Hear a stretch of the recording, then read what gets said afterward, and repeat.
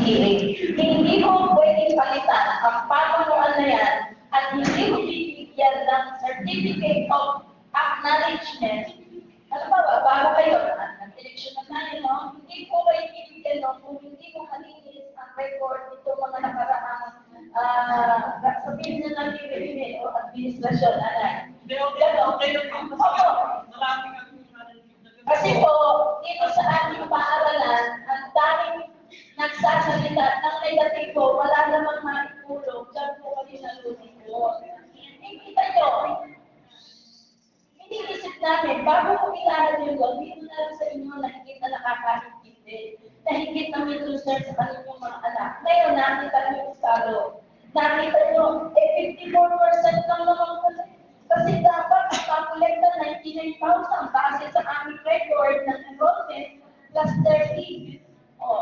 Paano yan? Kita nyo, sa totoo lang po, yan ay talagang diligently nahawakan ng isang guro. Dahil nakikiusap ang ating PTA na hawakan ng guro dahil ang guro hindi naalis, hindi tatakbo. At yan po, miski magaling si Mangkoni, siya po yung secret na humahawak na pero open sa lahat. Dahil siya po yung nakikita natin na makaalagaan ang ating pera. Ultimong safety mo. Dahil nakikusap po sa Kagawad yun, nagbebek of course sa Mangkoni mawak ng pera dahil bawal sa amin. Pero dahil gusto ni Kagawad yun na magkaroon ng taong hahawak na hindi yan nakakangay si Mangkoni po nilay.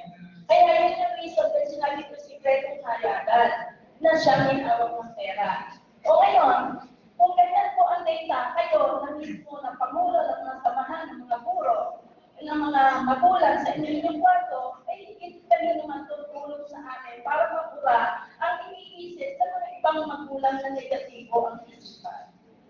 Hindi po namin sisirain ang aming pangalan para sa ganyan kaliit na halaga.